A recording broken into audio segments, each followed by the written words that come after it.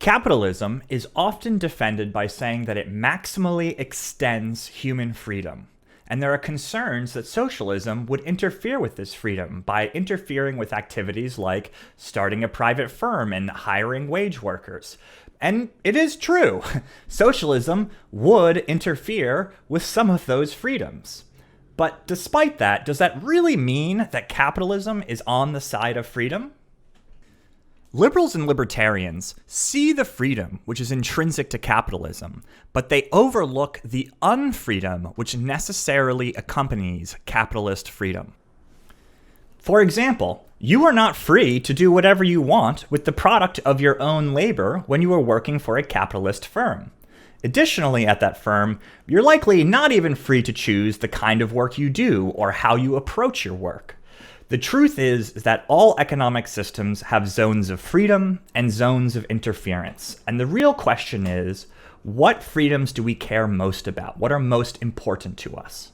So, capitalistic economic relations are often defended on the grounds that they are the free and independent choices of consenting adults. Well, let's take a look at that.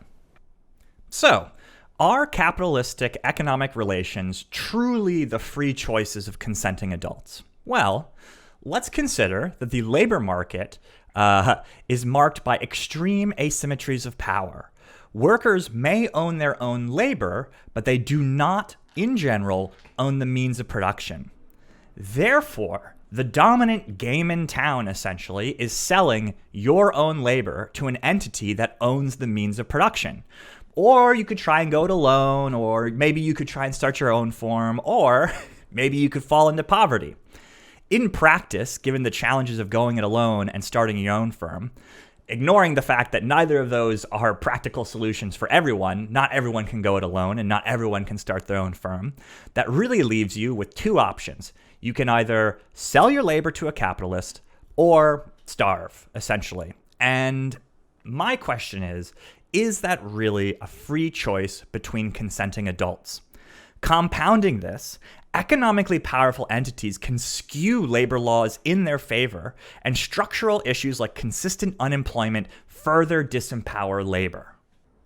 The impacts of this power asymmetry don't stop once you're hired, though. They also ensure that almost all capitalist work environments are marked by strong authoritarianism and a command and control model of business.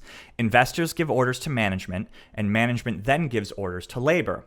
In a socialistic system, where the means of production are socially owned, this sort of command and control structure would not exist.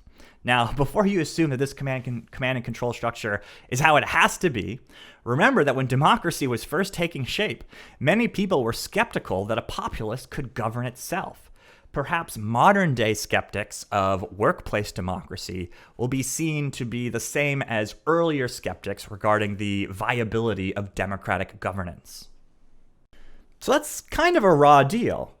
But let's say that you wanted to use the power of the government to kind of even the playing field a little bit, to help promote increasing economic freedom inside and outside of the workplace. Well, you still have your work cut out for you.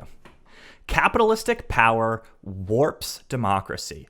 Democracy requires that each participant has roughly equal power, or at least at a bare minimum that any power imbalances don't reflect arbitrary differences like race or class. However, political power cannot be insulated from economic power, especially in a place like the United States where money has been deemed speech. I mean, consider a study that looked at the two attempts to repeal Glass-Steagall in the 90s, the first of which failed and the second of which succeeded. They looked at how members' votes changed between those two repeal attempts and found that all it took to get an 8% higher chance of convincing a congressman to overturn the banking regulation was a $10,000 donation. This strongly suggests that capitalistic freedoms distort democratic freedoms. So, we can return to that first statement that capitalistic economic relations are often defended by saying that they are the result of free choices by consenting adults. But when you're looking for your job, are you really free in that process, or are you compelled by the threat of starvation and poverty to make certain decisions? Additionally, when you get into the workplace, would you consider that to be a workplace where you are free or a workplace where you are unfree? And then finally, and most damningly of all, in my personal opinion, how do capitalistic freedoms interact with democratic freedoms? Are you really democratically free in a society with high levels of capitalistic freedoms? So, back to that original point of consideration, which is that it's not about capitalism or socialism being better in terms of freedom. It's about which freedoms are promoted by each system and how much do you care about those freedoms? How relevant are they to your life?